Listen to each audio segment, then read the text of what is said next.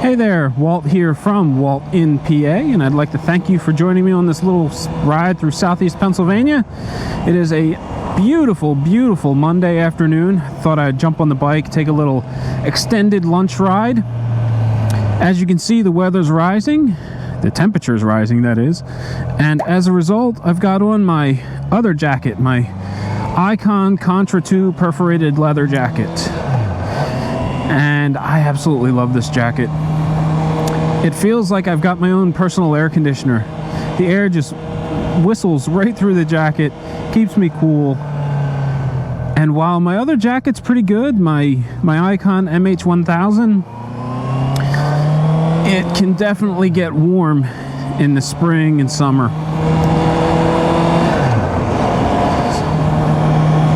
So today, I am on the bike, decided to take an extended lunch break, and I think what I'm going to do is run over to Martin Moto, and just take a look around. Usually when I do these lunchtime rides, I don't like to get off the bike and be walking around. I'd rather spend all of my time enjoying the ride.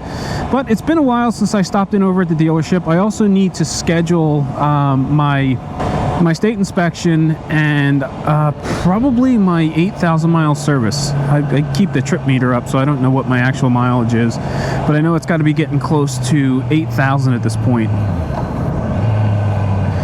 And when I was over there last year, I was talking to one of the guys in the service department, you know, just idle chit chat, and I asked him how they were doing with COVID, and he just looked at me with this dead stare, and he said, "We are insanely busy."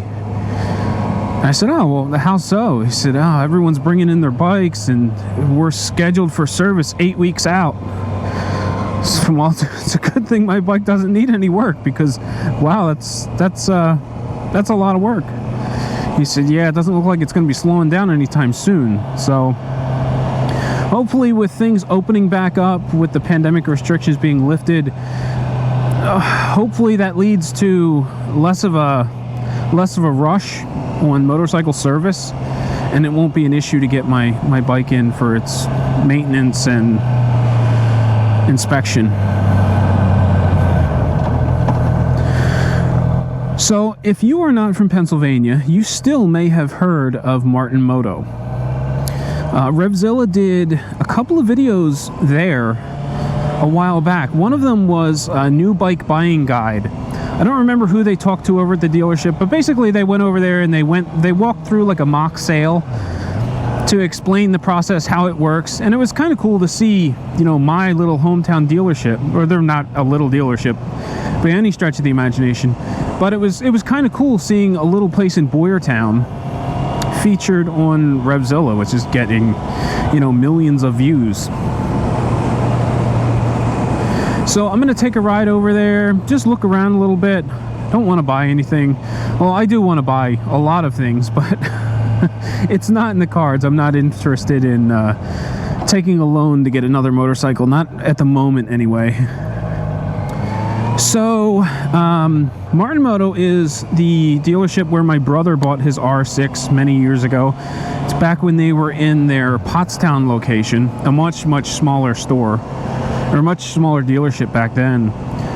Years later, they moved up to Boyertown, or Bechtel, I think it's technically Bechtelsville, but they moved. My brother wound up trading in his R6, and he got a Yamaha Cruiser from them, and that kind of set the tone for brand loyalty for me. Not so much brand loyalty, but loyalty to the dealership. They treated him really well.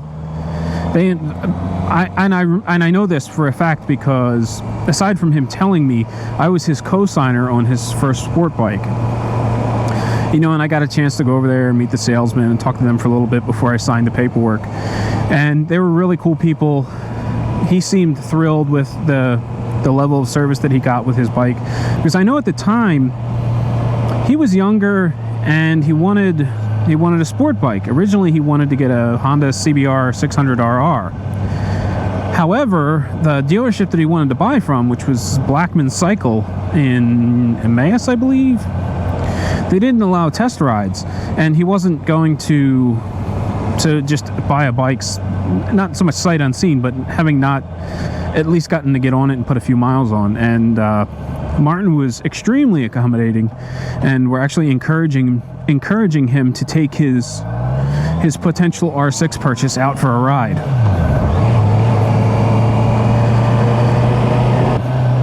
So when it came time for me to start shopping for my CB650F, Martin was the first place I looked. Now, I did check out other dealerships. Martin's, as a general rule, was a bit more expensive than everyone else. They brand themselves as a premium dealership. I'm not entirely sure what that means in terms of service. However, if you buy a bike from them, they will deliver it for free up to 100 miles. If you bring your bike in for service, I'm pretty sure they will give you a loaner bike. And if your bike needs service, they will actually come get it from your house or wherever you've got it stored, service it, and bring it back. And I don't think there is an additional charge for that as well. But even so, when I was shopping for this bike, there was another one. I think it was in Reading. It was an ABS model, I believe. This one does not have anti-lock brakes. And it was marginally more money. It was close, but I just decided to go with Martin just because of the dealership loyalty.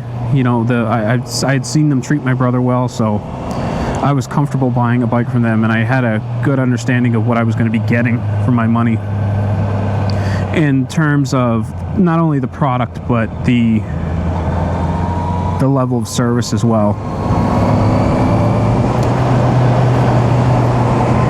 I think their pricing is based on a national average, not necessarily what bikes are selling for in the area, which is part of the reason why they're a little more expensive than other dealerships.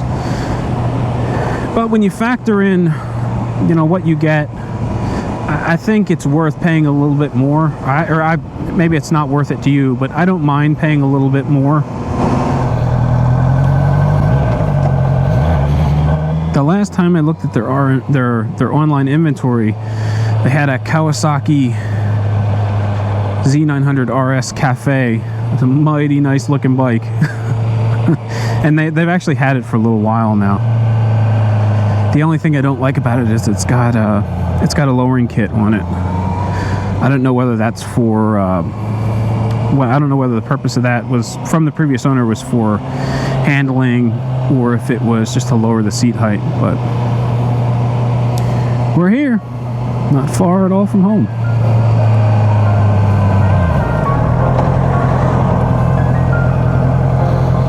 Hope they're open. I didn't even check to see if they're open on Mondays. All the lights are out.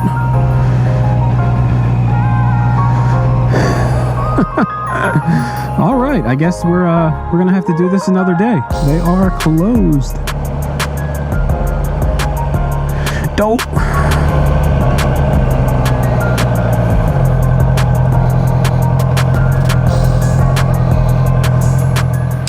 Well, as you saw in the video, the dealership was closed. Martin Moto is not open on Mondays, and my plan was to go back a couple of days later and, you know, get some photos inside, try to get some video inside, and I tried. I wound up going back on, I believe it was a Saturday or something. I got there at about 9:30. It was surprisingly busy for as early as it was. There were several bikes lined up outside for service. I guess they have a first come, first serve window for service. And there were people in line for that. There were a handful of people mulling around the dealership looking around. And when I walked into the dealership intending to take photos to complement this video, I walked in, I turned to my left, and there was the new Triumph display, or their new motorcycle display for Triumph. And they had the Bonneville, which kind of caught my eye. I'd never really seen that up close and personal before. It's a really good looking bike.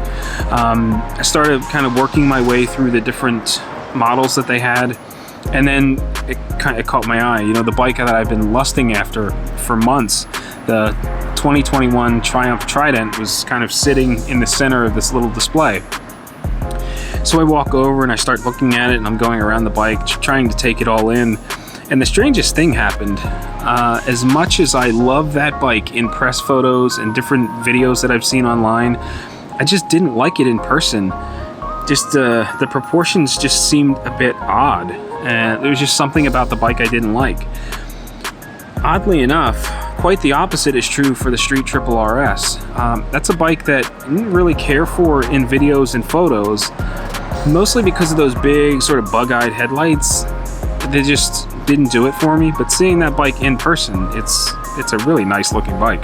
So I spent some time looking at the Street Triple RS, and then I turned to start walking around the dealership, and this bike catches my eye. It's the brand new 2021 Kawasaki Z900RS, and it is absolutely beautiful.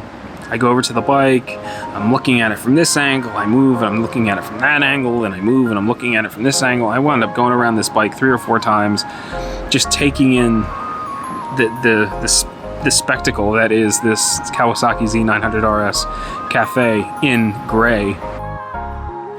And my mind just went elsewhere. I had planned on going and taking photos of the dealership to complement this video. I wound up spending my entire time there just looking over this Z900RS and just falling in love with it. You know, I looked at the bike, and then I decided, all right, I'm gonna go walk up and down a couple aisles, look at some of the other bikes that they have for sale. You know, I get like an aisle down, and then I came back and I looked at the Kawasaki again. And then I'd go and I'd walk down another aisle, and then I'd come back and look at the Kawasaki again. So it was like, look at it, walk away, come back, go away, come back, go away, come back. And that's kind of where my head was the entire time I was at the dealership. Totally forgot to take photos of the different bikes, with the exception of the Triumph Trident, the Street Triple RS, and the Kawasaki Z900RS from a couple of different angles. So in a sense, it almost feels like a wasted trip, but I learned a couple things from my time there. I don't really care for the Trident, which caught me by surprise. I like the Street Triple RS a whole lot more now that I've seen it in person. And the Kawasaki Z900RS is every bit as beautiful in person as it is on the press photos and on the Kawasaki website. It is an amazing looking bike that I would love to own one day. So I suppose that is my cue to end this video, and hopefully I can come back another time and show you the inside. If you enjoyed this video, please consider subscribing to my channel. Don't forget to hit that bell notification if you'd like updates whenever new content is published. You can support me by clicking that big thumbs up button down below, dropping a comment in the comment section, and sharing this video with your friends. As always, ride safe, and I will catch you in the next one.